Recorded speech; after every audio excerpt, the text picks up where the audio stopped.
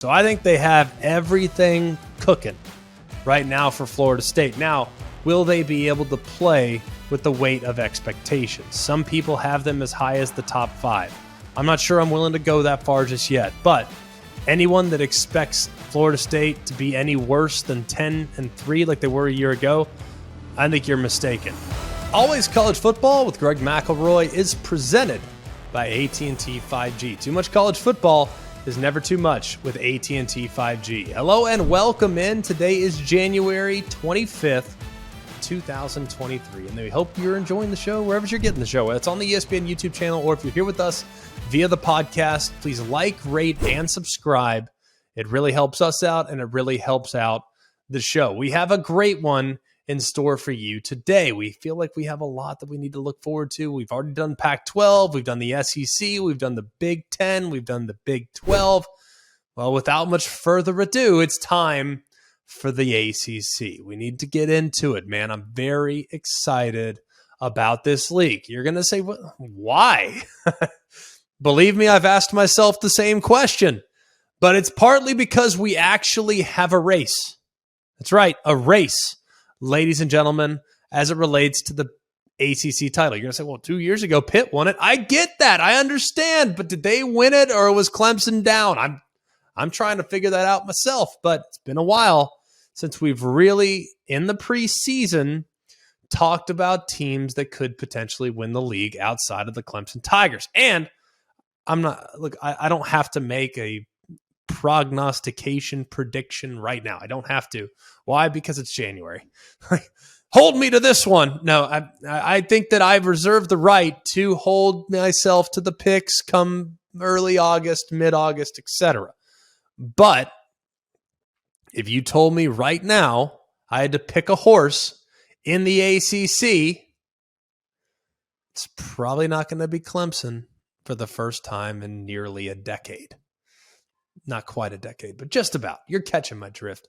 It feels like the Noles are for real. And because we only have a couple, I think, legit contenders in the ACC, guess who we added on top? Notre Dame Fighting Irish, the unofficial member of the ACC. Big Ten fans are going to say, what do you mean? They're joining the Big... Fine, I get it. We'll just pretend it's hoop season, since it is for the moment, and we'll put Mike Bray's Fighting Irish in this discussion. All right. Very excited about what Notre Dame might be this year. Are they actually going to get to the college football playoff? We'll discuss that, including a little discussion about one of the biggest, one of the biggest, maybe the biggest transfer portal edition in all of college football. We'll discuss it. So let's not waste any more time. Let's get to it. It's time for Let's Talk About It, presented by AT&T 5G. All right, this ACC is going to look a little different than previous versions of the ACC. Why? Because it's like a quarterback derby. I mean, I can't even keep track of all the different ACC quarterbacks that have left. It's like one of those situations where I thought I knew a team, I thought I knew a guy, only to find out that that guy is now playing at like a division rival, and I don't really know what. Really? He left? When did he leave? Oh, he did last week. Oh, it was a while ago. I can't keep track of it, man. I feel like the ACC, probably as much as any other league, has been almost impossible to forecast. If you want to, let's just go through the quarterbacks before we get into the players. Can we, just for a moment? Because this has been hard for me as someone that lives it every day and that refreshes on 247's portal tracker and all these other, sites that have the portal tracker and all that stuff. Like, I've had a difficult time keeping up to the point where I got to like refresh. And it's still at some points difficult to comprehend. Sam Hartman, formerly of Wake Forest, is now at Notre Dame. We're going to talk about Notre Dame. Give me just a minute. We're going to get there. The Irish are part of our ACC preview. Devin Leary, formerly of NC State, he is now at Kentucky. All right, you think it's difficult now. Just wait. It's going to get a little bit more difficult. DJ Uiagalelei, formerly of Clemson, is now at Oregon State. Brennan Armstrong, formerly of Virginia, He's replacing Devin Leary at NC State. Kyron Drones, formerly of Baylor, is now likely going to be the quarterback of Virginia Tech. Are you having a hard time yet? Because I'm having an insanely difficult time keeping up with all the moves that have gone on here in the ACC. Keaton Slovis, formerly of Pitt, he's now at BYU. Continue to go on and on and on. Tony Muskett, he's now at Virginia. I mean, it's a roundabout over and over and over again, where it's been Jacoby Criswell, backup quarterback at North Carolina. He's now at Arkansas. The list is just never ending. And it feels like, to me, the ACC has been, I don't want to say ravaged, because there's still quality players within the league. But remember, I mean, for the last couple of years, the ACC has been able to, hey, ACC quarterback play, baby, let's go. It's still there. ACC still has quality quarterback play, but there are some legitimate question marks for the first time in what feels like a little bit of a while. I mean, it's been odd. It's been very, very strange to kind of keep track of who's where. Phil Jerkovic is at Pitt. Like, it's just, I can't keep up with it all. I'm sure probably in the time that I started this ramble, if you will, it probably feels as though guys have transferred maybe even another time.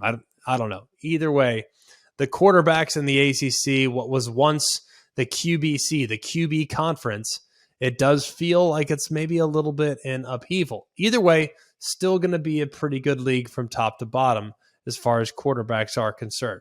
Year one coaches in the ACC last year, a big topic of discussion, right? Coming into the season, everyone's saying, hey, Mario Cristobal at Miami, don't look now. Mario's going to get them going. Well, obviously they fell flat. It was a really disappointing first season, but if you look at where Miami's at and how they have kind of stockpiled, they might be in a position to be successful. Maybe not as soon as 23, but I'd be shocked if they didn't take a significant step here at some point in the near future. It feels like the commitment is there. It feels like the resources are there. It just feels like Miami is kind of coiling up, ready to spring forward. And I get the sense that I trust Mario Cristobal. I think he's going to figure it out. And I think that program in general will be back to becoming front page news at some point very soon. Virginia and Virginia Tech and the Commonwealth, also difficult seasons there in first-year head coaches. All three of the aforementioned first-year head coaches all had losing records, and those three programs combined to have 5 ACC wins. All right, you bring in new head coaches at both Georgia Tech. You bring in new head coach at Louisville with Jeff Brom returning to the place that he played. A lot of new in the ACC this year. So it's almost a little bit difficult to kind of forecast, because if there's one thing we learned from 2022 is that the right coach with the right collection of talent can maybe make an intriguing run. See the 2022 version of the TCU Horned Frogs. But either way, should be really interesting. Let's talk about the contenders for a moment. Let's start with the Florida State Seminoles. Why am I starting with them? Because I think they're the best team returning in the ACC. You're going to say, Craig, how can you say that? They lost. They lost to NC State. They lost to Clemson. I understand that. I get it. But you look at what's returning. You got 7 back on offense. You got 9 back on defense. They have already proven to be a team that can not just attract guys in the portal, but can take the guys that they brought in and put them in a great situation to make a legitimate leap forward. And I think that's what they'll do this year. Look at all the receivers that they added prior to the 22 season. Look at all the success that those guys had as a result of transferring in. Look at the defensive line talent that they added prior to the 22 season.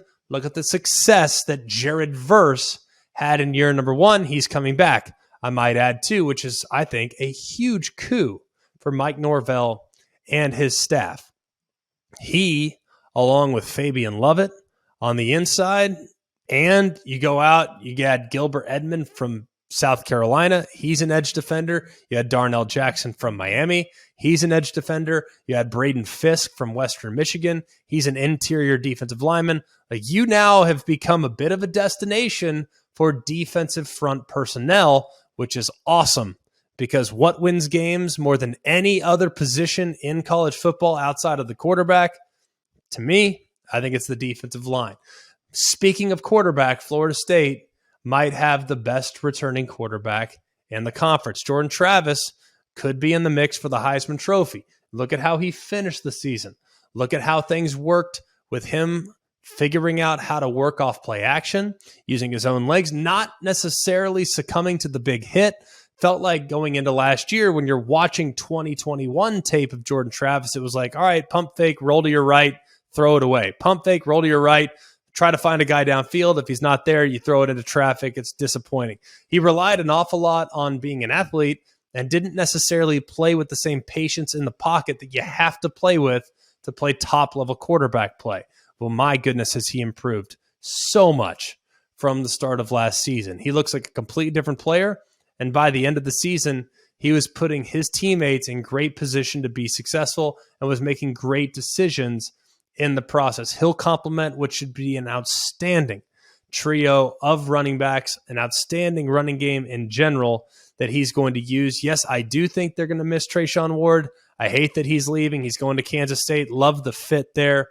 I do think that's going to be difficult to replace a couple pieces up front. Dimitri Emmanuel, Dylan Gibbons, Jazz Turntine, all three of those guys played pretty well at times there along the offensive line, but they've gone out and they have attracted a couple guys that were playing high-level football before in the transfer portal. Jeremiah Byers has been added in the transfer portal. Casey Roddick has been added in the transfer portal. Both those guys. Byers was actually an all-conference USA player at UTEP, and then Roddick, who was a team captain at Colorado, figures to step right in to potentially be an impact player along the offensive front. So either way, I think their run game and scheme, too, will make life difficult on the opposing defense, regardless of what they do. And then on the defensive side of the football, they've gone out. I already referenced the fact that they bring back Fabian Lovett. I already brought back Jared Verse. I already referenced the guys they brought in the portal. But in the back end, you have a couple guys that are very legit as well. Fentrell Cypress transfers in from Virginia. He was one of the better corners in the conference a year ago. So I think they have everything cooking right now for Florida State. Now, will they be able to play with the weight of expectations? Some people have them as high as the top 5. I'm not sure I'm willing to go that far just yet, but anyone that expects Florida State to be any worse than 10-3 like they were a year ago, I think you're mistaken. Had every opportunity to win the NC State game last year, just threw a pick in the end zone, even though you were in field goal range. You had 5 bad minutes against Florida State. If not for those 5 bad minutes, I think you'd be in pretty good shape to potentially get the job done. And then you had a tough day against Wake Forest, but Wake Forest probably not going to be the same team in 23 as they were in 22. So I think Florida State is poised to have a breakout season. I am so optimistic. This is the most optimistic I've been about a Florida State football team since prior to the 2014 season. It's been a while, y'all. Seminole fans, you deserve it. I hope you're as excited as I am to watch your team take the field next year. Then moving over to the team that has consistently dominated the ACC for the last 8 or 9 years. In the Seminoles' absence, it's been Clemson that has come to the forefront. 11-3, 8-0 last year in the ACC. Quietly, a very good season. Now, people have said, well, it's down, not great, kind of average. Yeah, by Clemson standards, but how many other teams? Raise your hand if you'd love to win 11 games in a down year. So for one, I would love that. Now, will it be easy to replace some of the pieces that they lost? Absolutely not. Miles Murphy's gone. Trenton Simpson's gone. You lose a couple of really good pieces. Offensively, you lose a piece or two that's really good. Davis Allen, a guy that really stepped up this past year at tight end, he's gone. I know people had a love-hate relationship with DJ Uiagalelei. He's gone. Played a lot of football. He's gone. Brian Brzee, he's gone. A lot of guys that are going to be moving on, but still a lot of young players that are poised to step up in their absence. I do think this group is going to look a lot different than they did a year ago. We've talked a lot about how they might need to tweak what they're doing offensively. Well, they didn't just tweak. They decided to blow up what they were doing offensively. They fire Brandon Streeter, which almost never happens in Clemson, South Carolina. They decided to bring in Garrett Riley as one of the top offensive coordinators in college football. What a run he had last year at TCU and route to the national championship game. I know a lot of people will say, well, he played terrible against Georgia. Fine. All right, the whole team played terrible. And yes, it was less than stellar performance by him from a coordinator standpoint. Doesn't mean the guy can't coach. He did an amazing job in bringing the most out of Max Duggan throughout the course of last season, and that might have been a reason for the move. You look at Brandon Streeter, you look at what DJ Uiagalelei looked like from the time he started as a starter in 2021, the time he finished as a starter in the ACC championship game in 22. He never got that much better. Maybe it's a lack of development that led Dabo Swinney to make this significant move, and now Garrett Riley is poised with trying to bring the most out in Cade Klubnik. Now, I think Cade Klubnik's a good player. I watched him on the field. We called their Orange Bowl game. I watched the ACC title game at length. I watched every single snap that he faced last year. At times, he looked superhuman. At times, he looked like a freshman. But I know this, Cade Klubnik can't dominate teams on his own. He needs good players around him. So they need guys on the perimeter to step up. Antonio Williams has to be an all-ACC, if not an all-American performer at wide receiver. Cole Turner, he's got to be a guy that eventually steps up to the forefront and maybe becomes that deep threat that they've been missing for the last couple of years. They got to find more capable weapons on the perimeter, because if they don't, it's going to be tough for Cade Klubnik or anyone who's playing quarterback to create on their own with substandard weapons. You can tell me, well, Clemson's still got dudes, Joseph Ngata, not dudes like Clemson's used to having dudes. They got to be better at wide receiver. And I do think at the same time, they got to be better along the offensive line.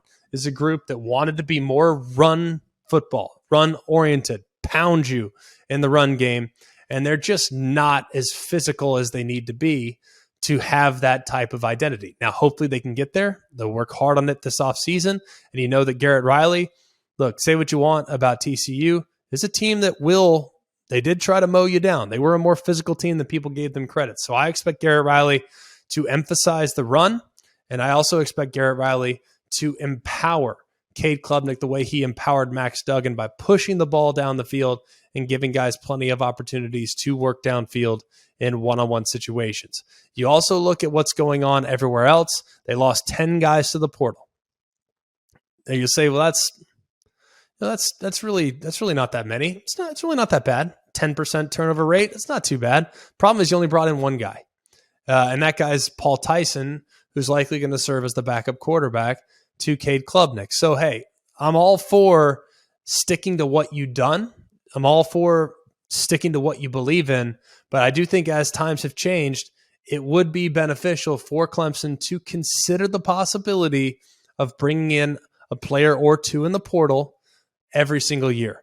One, maybe two guys, probably not going to cut it. But if you could bring in five that could fortify some positions on your roster, maybe a game-changing wide receiver to offset all the attention that Antonio Williams is going to get on the perimeter, I think that'd be really beneficial. So I hope that at some point, maybe Dabo Swinney acknowledges that. Maybe he wants to go through spring, see what they have, and then address possible needs in the portal at that time. But right now, I think they'll be good. Don't get me wrong. Clemson's not going anywhere. I just don't know if they are going to be the top dog heading into the 23 season in the ACC. And then moving on finally to another team in the ACC. Well, not technically in the ACC, but Notre Dame. Obviously very closely aligned with the ACC. So we'll just talk quickly about the Irish before we put a bow on our ACC discussion. Notre Dame finished last year at 9-4. Okay. A lot of people up in arms after the 0-2 start. And yes, the loss to Stanford 16-14 is a difficult one for all of us to stomach. You lose to SC. Yeah, the way you lost wasn't great, but you lose to SC at their place. It's not going to be the end of the world. That's understandable. But you lose to Marshall and you lose to Stanford.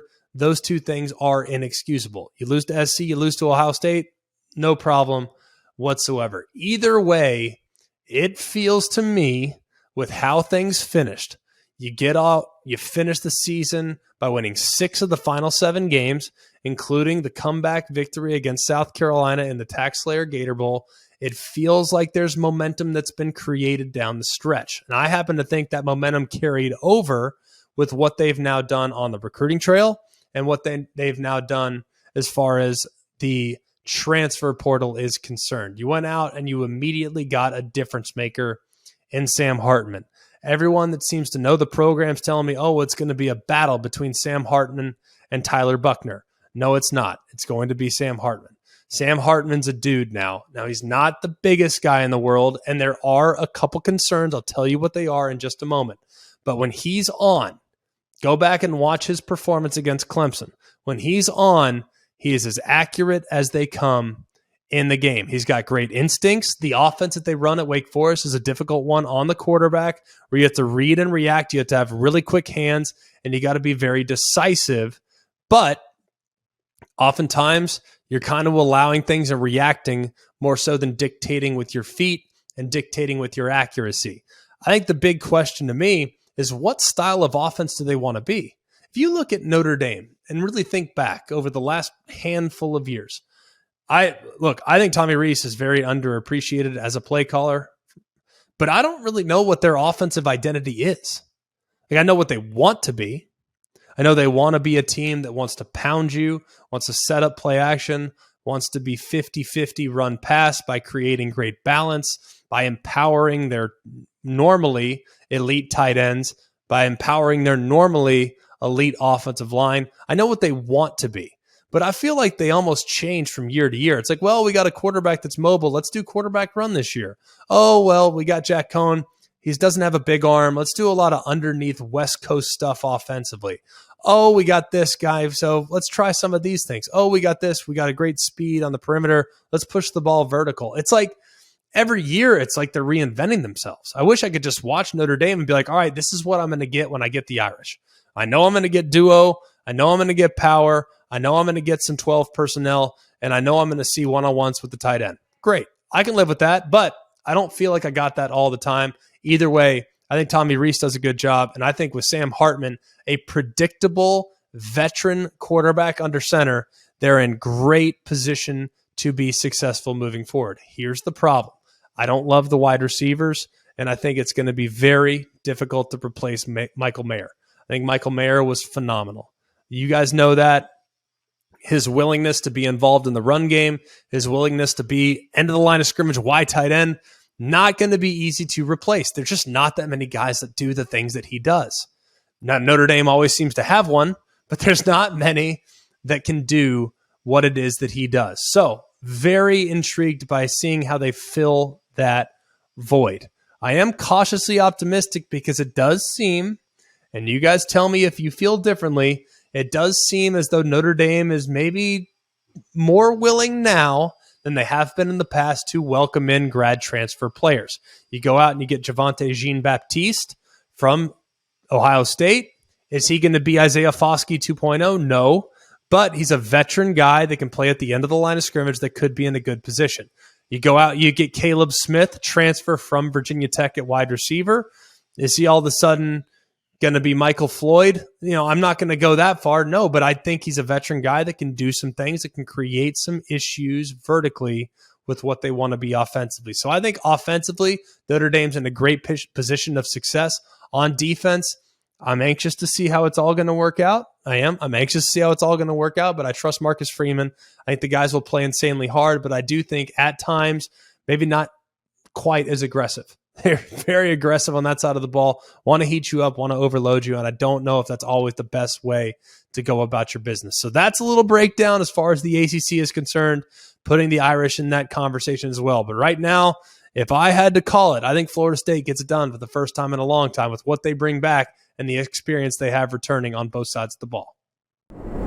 Let's Talk About It is brought to you by AT&T 5G. Too much college football is never too much with AT&T 5G.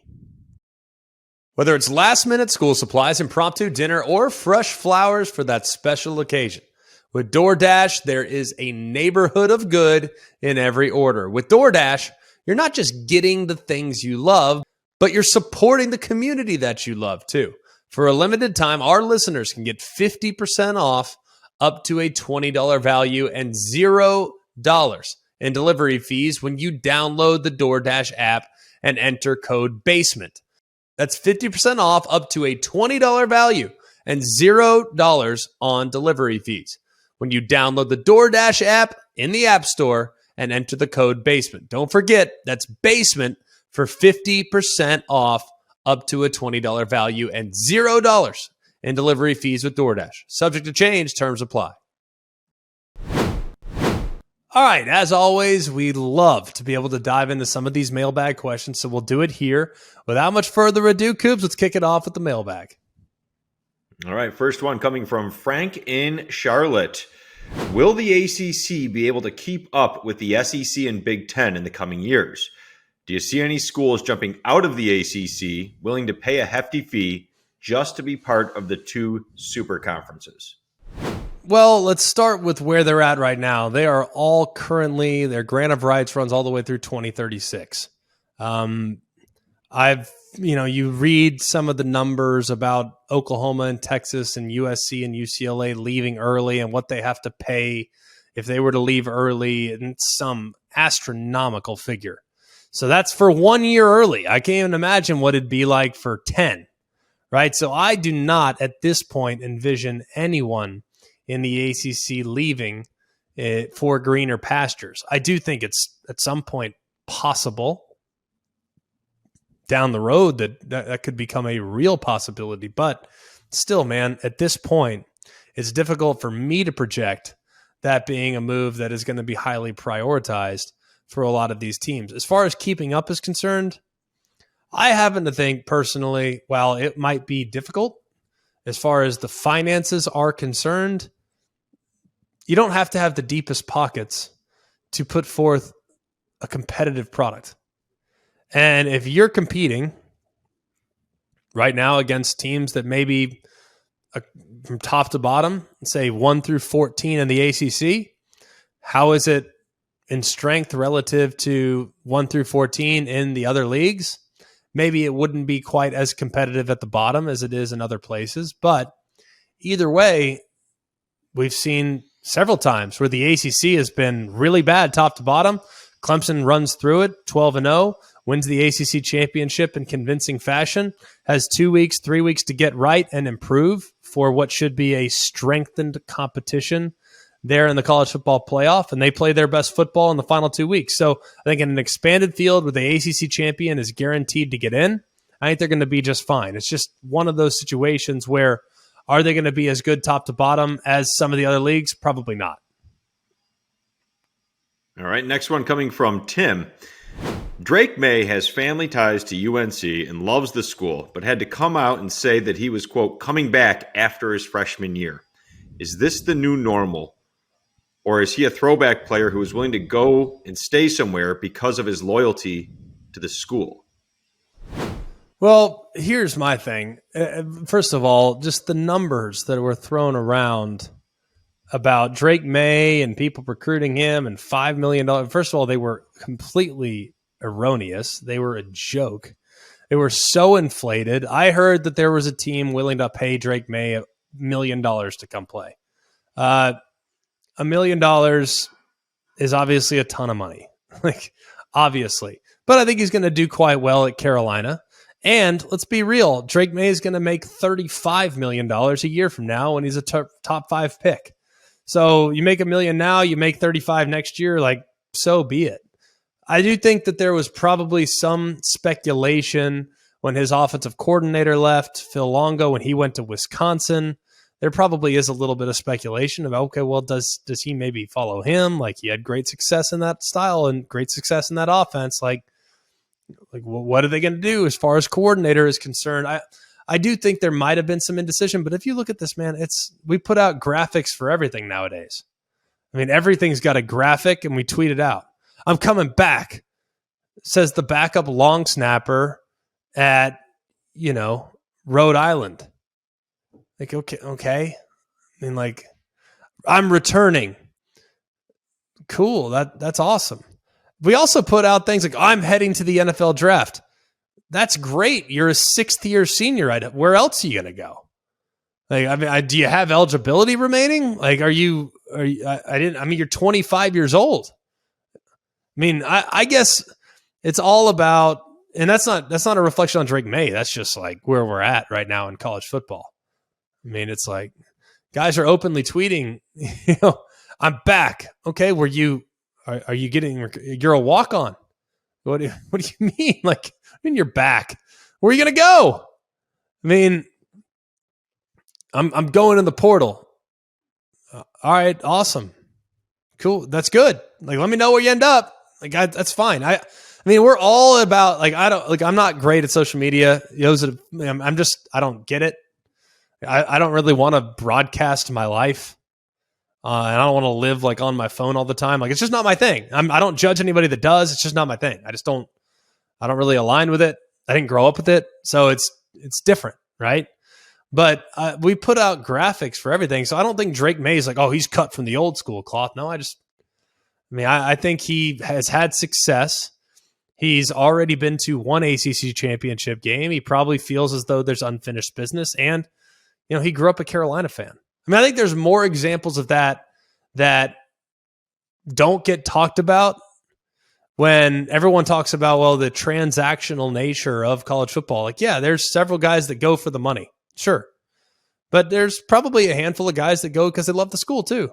And I don't know, what the percentages are of each. Well, 60% go for the money, 40% go for the school. I don't know. But all I know is that I don't think more of Drake Maye. I don't think less of Drake Maye. I think Drake Maye's a heck of a player and gives Carolina a chance. If they can play a little better defense, a little more consistent defense this year, if they can adequately replace Phil Longo, if they can adequately have a couple guys step up at wide receiver, I think they're being a great spot to potentially compete again. But I don't know. I just feel like, and I don't mean to be yelling at clouds right now. It's an old man, but easy on the graphics. Nobody cares. Every college football season, Goodyear knows the importance of winning on the road. The road will always demand confidence, the confidence to handle whatever the journey brings and to perform under tough conditions. And just like the players and the fans of college football, Goodyear is ready. Are you ready for the road? Visit Goodyear.com to find the right Goodyear tires for whatever road you're on this season. Goodyear, more driven. All right, final thought on the ACC as we put a bow on 22 and start to transition a little bit into 23. I actually think the league, and people have kind of taken shots at the league for quite a while about, well, there's not good. I've heard lead analysts at networks say the league is, quote, trash. That's coming from lead network analysts. I've heard people say that. I mean, to me, that is completely irresponsible to suggest something like that. Now, you could say maybe they're not quite as good at the top. Maybe they're not quite as good at the bottom. Maybe the middle tier is down just a hair. But to say that a league is trash is absurd. And honestly, if you really think about it, to me, tell me this. Let's go through team by team. Clemson, from where they were last year, are they level, up, or down? I'd say probably level. Florida State, from last year to this year, level, up, or down? I'd say they're going to be up. Syracuse, from last year to this year, level, up, or down? Maybe level, maybe slightly down. Not necessarily. I mean, it's not like they finished the season great. They were 7-6. I mean, it's not like things went their way down the stretch. I mean, level, up, or down? Maybe slightly down. Louisville, up, down, or level? I'd say up. NC State, up, down, or level? I'd say level. I mean, you lost your quarterback, somehow found a way to win games last year as consistently as they did is pretty dang remarkable. Wake Forest, I'd say slightly down. Boston College, can't go down from a 3-9. You have to go up from there. North Carolina, level, up, or down? Probably level. Pittsburgh, level, up, and down? Probably slightly up when you take everything into consideration. Duke, level, up, or down? I'd say probably level, given what Mike Elko did in year number 1, 9-4 football team. Georgia Tech, level, up, or down? Probably up. Miami, level, up, or down? Probably up. Virginia, level, up, or down? Probably up from 3-7. Virginia Tech, level, up, or down? Probably up from 3-8. You really think about it, I mean, a lot of teams in this league, arrows actually pointing up. So I'm cautiously optimistic they're going to be better. Now, are they going to have 7 national championship contenders? No. But I actually think the league will be more competitive here in 2023 than they were in 2022. So let's just be patient when properly assessing what the league might look like here in the months to come. That'll do it for us here at Always College Football. Really appreciate you being with us. Please like, rate, and subscribe. Continue to send us our mailbag questions at alwayscollegefootball@gmail.com or alwayscfb on Instagram and on Twitter. We have lots of time now, so now is the time to shoot those things over to us. So for Jake, Jack, and Mark, I'm Greg. I hope you have a wonderful rest of the day. This has been Always College Football with Greg McElroy, presented by AT&T 5G. Too much college football is never too much with AT&T 5G. Hey guys, it's Greg McElroy. Thanks for watching Always College Football. Make sure you like, rate, and subscribe to ESPN's YouTube channel and wherever you listen to your podcasts.